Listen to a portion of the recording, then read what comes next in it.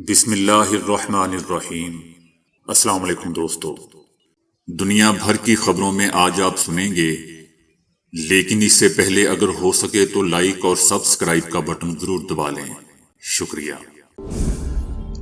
روس اور چائنا کی ملاقات پر امریکہ کے سخت رد عمل نے ظاہر کیا کہ امریکہ بے حد پریشان ہے۔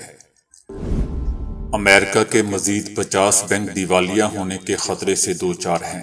سابق بینکر: ہمارے خاندان کی توہین کرنے پر تو کسی جج نے مودی کو سزا نہیں سنائی۔ پرینکا گاندھی۔ نیتن یاہو کا دورہ لندن تاخیر کا شکار، پائلٹوں نے طیارے کو اڑانے سے انکار کر دیا۔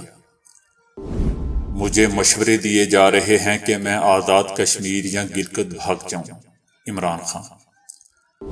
امریکی افواج پر ایرانی گروپوں کی جانب سے تقریباً 78 بار حملے کیے جا چکے ہیں۔ صدر پیوٹن کے گھٹنوں کے بل چینی صدر کا ہاتھ چومنے کی تصویر نے دھوم مچا دی۔ ایران کے خلاف امریکی پابندیوں نے بہت کم اثر دکھایا جتنا ہم چاہتے تھے۔ امریکہ۔ مہنگائی اور متنازع پینشن اصلاحات پر میکرون کی مہنگی گھڑی پر شدید تنقید۔ ہم دلدل میں پھنس رہے ہیں، لوگ آٹے کی لائنوں میں مر رہے ہیں۔ عمران خان۔ چائنا کے امن فارمولے کو مسترد کرتے ہوئے امریکہ نے جنگ کی آگ بھڑکائی ہے۔ چائنا۔ تو آئیے چلتے ہیں خبروں کی تفصیل کی جانب۔ امریکہ نے چائنا اور روس کے صدور کی ملاقات کو ایک تشویشناک پیغام سے تعبیر کیا ہے، اگرچہ امریکہ کو ابھی تک کوئی ایسا ثبوت نہیں ملا ہے کہ چائنا نے جنگ یوکرین کے دوران روس کو ہتھیار فراہم کیے۔ لیکن اس میں بھی شک نہیں کہ چینی صدر کا دورہ روس جنگ یوکرین میں روس کے لیے چین کی حمایت کے طور پر دیکھا جا رہا ہے، جو انتہائی تشویشناک ہے۔ اگر چینی صدر روس کی مدد کرنے کا فیصلہ کر لیتے ہیں تو یوکرین کی جنگ لمبی ہو جائے گی، اور پھر یہ جنگ صرف علاقے تک محدود نہیں رہے گی بلکہ اس جنگ کا دائرہ پوری دنیا تک پھیل جائے گا۔ روس کے لیے چائنا کی سیاسی اور سفارتی حمایت امریکہ کے مفادات سے تضاد رکھتی ہے۔ امریکی وزیر خارجہ نے کانگریس کے ارکان سے کہا ہے کہ چائنا نے روس کی سفارتی حمایت کے باوجود اب تک روس کی فوجی یا اسلحہ جاتی حمایت نہیں کی ہے۔ چائنا وہ واحد ملک ہے جو نئے عالمی نظام کی بنیاد رکھنے کی توانائی اور ارادہ رکھ سکتا ہے۔ امریکہ اب اپنا اثر و رسوخ گنوا رہا ہے اور اس کی جگہ چائنا لے رہا ہے۔ چائنا مغربی ایشیا میں امن مذاکرات میں ثالثی کا رول ادا کر کے ایک علاقائی شریک میں تبدیل ہو چکا ہے۔ امریکی اثر و رسوخ کم ہونے کی وجہ واضح ہے، کیونکہ امریکہ نے اپنے ہتھیاروں کی جدید کاری میں تاخیر کی اور دفاعی صنعتوں میں نظم و ضبط کا فقدان رہا۔ روس اور چائنا کے صدور کی ملاقات پر امریکہ کا سخت رد عمل اس بات کو ظاہر کرتا ہے کہ یوریشیا کی ان دو بڑی طاقتوں کی قربت سے امریکہ بے حد پریشان ہے، اور اب بین الاقوامی سطح پر امریکہ کا اثر و رسوخ بھی کم ہوتا جا رہا ہے۔ امریکہ کے ایک سابق بینکر کا کہنا ہے کہ مزید 50 امریکی بینک دیوالیہ ہونے کے خطرے سے دوچار ہیں اگر امریکی حکام نے مسائل کو حل کرنے کے لیے مناسب اقدامات نہ کیے تو بینکنگ کا بحران ملک کے 50 دیگر علاقائی بینکوں کو نکل سکتا ہے۔ سیاستدانوں کو ممکنہ طور پر $2.5 لاکھ سے تجاوز کرنے والے بینک کھاتوں سے جمع رقم کی واپسی کو روکنے کے لیے مزید پابندیاں عائد کرنی ہوں گی۔ موجودہ مسائل جنہوں نے امریکی بینکنگ سیکٹر کو چیلنج کیا ہے 2008 سے ان حالات سے بہت ملتے جلتے ہیں جنہوں نے بدنام زمانہ مالیاتی ادارے کو مسائل سے دوچار کیا تھا۔ کانگریس کی سینئر رہنما پرینکا گاندھی نے کہا ہے کہ ہمارے خاندان کے خلاف مسلسل بیان بازی پر کسی جج نے وزیر اعظم نریندر مودی سمیت کسی بھی بی جے پی رہنما کو 2 سال کی سزا نہیں سنائی، اور نہ ہی کسی کو نااہل قرار دیا گیا۔ راہل گاندھی، جو کانگریس کے سابق صدر ہیں اور جنہیں حتیٰ عزت کے ایک مقدمے میں سزا سنائی جانے کے بعد لوک سبھا کی رکنیت سے نااہل قرار دے دیا گیا ہے، مشکلات کا سامنا اس لیے کر رہے ہیں کہ انہوں نے پارلیمنٹ کے اندر اور باہر اڈانی گروپ پر سوالات اٹھائے تھے۔ پرینکا گاندھی نے کہا کہ بی جے پی کے ارکان پارلیمنٹ، وزراء اور خود وزیر اعظم نریندر مودی، ان کے خاندان، اس کے بھائی، اس کے والد اور والدہ اندرا گاندھی اور جواہر لال نہرو کے خلاف بیانات دیتے رہتے ہیں، اور پورا ملک اس کے بارے میں جانتا ہے، لیکن کسی جج نے انہیں 2 سال کی سزا نہیں سنائی اور نہ کسی کو نااہل قرار دیا گیا۔ پرینکا نے کہا کہ ایسا کیوں ہو رہا ہے؟ میرے بھائی نے کیا کیا ہے؟ انہوں نے اڈانی گروپ کے بارے میں سوالات اٹھائے ہیں اور یہی وجہ ہے کہ انہیں سزا سنا دی گئی۔ ایک برطانوی اخبار نے خبر دی ہے کہ اسرائیلی حکومت کے وزیر اعظم کو اپنا لندن کا دورہ ایک دن کے لیے ملتوی کرنا پڑا کیونکہ پائلٹوں نے ان کے طیارے کو اڑانے سے انکار کر دیا تھا۔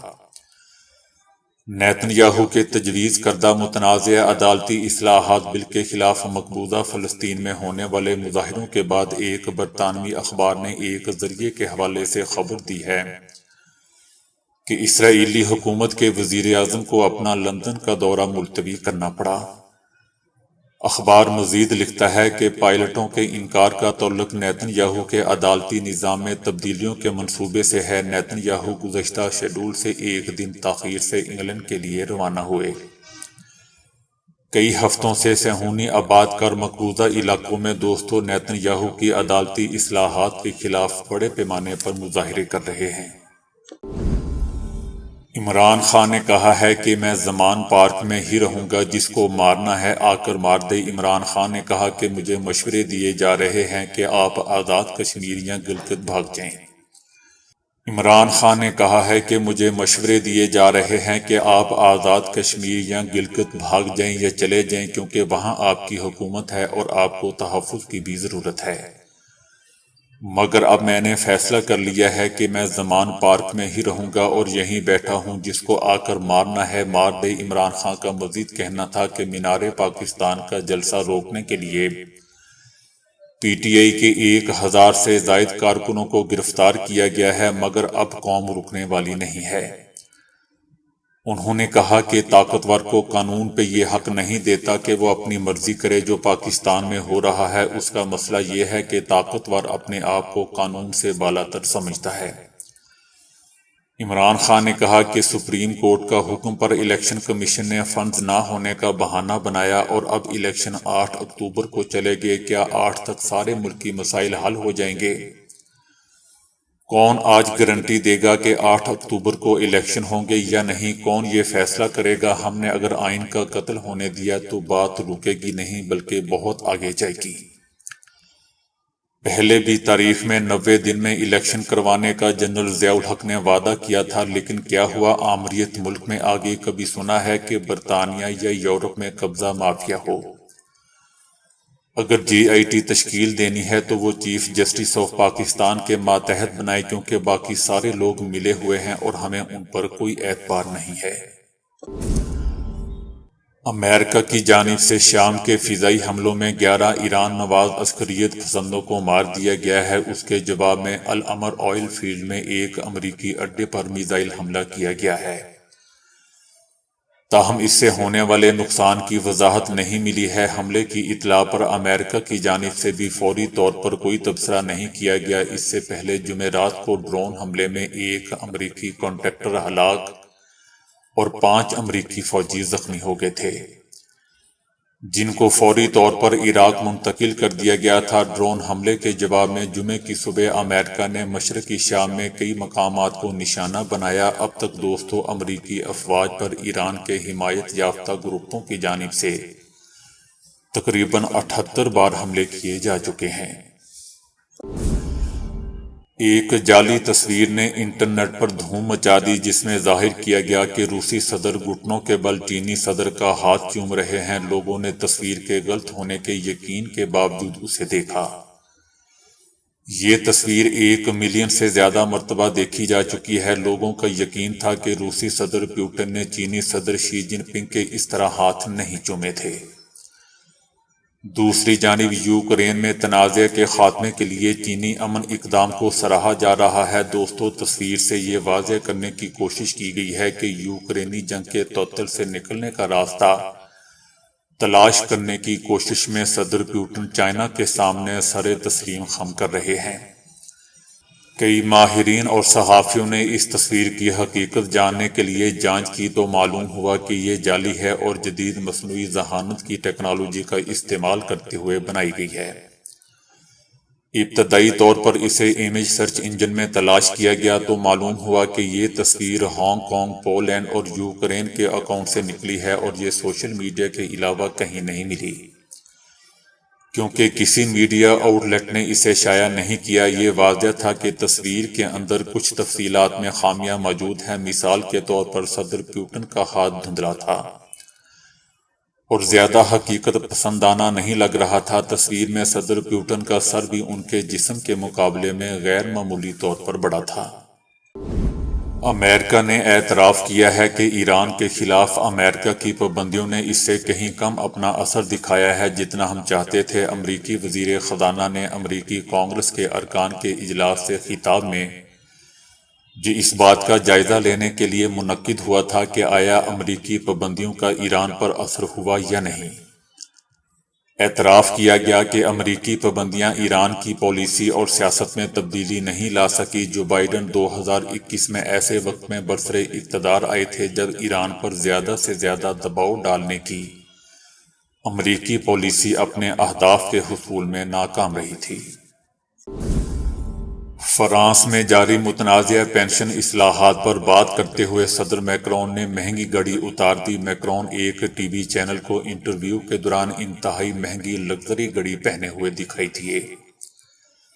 گھڑی کی مالیت 2,44,21,000 روپے پاکستانی یعنی 80,000 یورو تھی۔ فرانس میں سوشل میڈیا پر دوستوں، صارفین نے مہنگائی اور حکومت کی جانب سے متنازع پینشن اصلاحات پر ہونے والے ہنگاموں کے باوجود صدر کو مہنگی ترین گھڑی استعمال کرنے پر شدید تنقید کا نشانہ بنایا۔ عمران خان نے کہا ہے کہ ہم پر اتنا ظلم ہو رہا ہے جیسے یہ کشمیر یا فلسطین ہے۔ عدالت میں صحافیوں سے گفتگو کرتے ہوئے کہا کہ مینار پاکستان جلسے کو ناکام بنانے کے لیے ہمارے 1,600 کارکنان کو گرفتار کر لیا گیا۔ عمران خان کا کہنا تھا کہ جو قوم بڑی شان سے آزاد ہوئی تھی انہوں نے ان کی آزادی کو بالکل ختم کر دیا۔ ہمارے لوگوں کو اغوا کر رہے ہیں۔ ہم پر جو ظلم اور تشدد ہو رہا ہے جیسے یہ مقبوضہ کشمیر یا فلسطین ہو، یہ جو بھی حربہ استعمال کریں گے اس کا آج رد عمل آئے گا۔ ہم دلدل میں پھنس رہے ہیں، لوگ آٹے کی لائنوں میں مر رہے ہیں۔ لوگوں کو بتائیں گے کہ کس طرح ملک کو دلدل سے نکالیں گے۔ ظلم ہو رہا ہے لیکن یہ حقیقی آزادی کی جنگ اور جہاد ہے جس میں قربانیاں دینی پڑیں گی۔ میں بھی تیار ہوں، ہم کسی صورت پیچھے نہیں ہٹیں گے۔ خوف کی زنجیریں توڑنی ہوں گی۔ چائنا نے یورپ سے کہا ہے کہ وہ یوکرین میں جنگ کے خاتمے اور مذاکرات کے عمل کی حمایت کرے۔ چائنا، فرانس اور دیگر سبھی یورپی ملکوں سے یہ کہنا چاہتا ہے کہ وہ یوکرین کی جنگ ختم کرنے کے لیے اپنا کردار ادا کریں۔ یوکرین کے بارے میں چائنا نے جو امن فارمولہ پیش کیا ہے اس میں روس اور یوکرین کے درمیان صلح، مذاکرات، جنگ بندی، روس کے خلاف مغرب کی پابندیوں کا خاتمہ، ایٹمی تنصیبات کی سیکیورٹی کی ضمانت کے لیے تدابیر کا اپنایا جانا اور عام شہریوں کے لیے جنگ زدہ علاقوں سے نکلنے کے لیے انسان دوستانہ راہداری کا قیام شامل ہے۔ ہالینڈ کے وزیر اعظم نے چائنا کے امن فارمولے کا خیر مقدم کرتے ہوئے کہا ہے کہ جنگ یوکرین کے بارے میں چائنا کے امن فارمولے میں مفید نکات موجود ہیں اور یہ فارمولہ روس اور یوکرین کے درمیان صلح مذاکرات کے عمل کو آسان بنا سکتا ہے۔ امریکہ نے جو جنگ یوکرین کے آغاز سے اب تک یوکرین کو ہتھیار فراہم کرنے والا سب سے بڑا ملک رہا ہے اور جس نے جنگ یوکرین کی آگ بھی بھڑکائی ہے، چائنا کے امن فارمولے کو مسترد کرتے ہوئے کہا ہے کہ چائنا جنگ یوکرین میں ایک غیر جانبدار ثالث کا رول نہیں ادا کر سکتا اور وہ اس معاملے میں غیر جانبدار نہیں ہے۔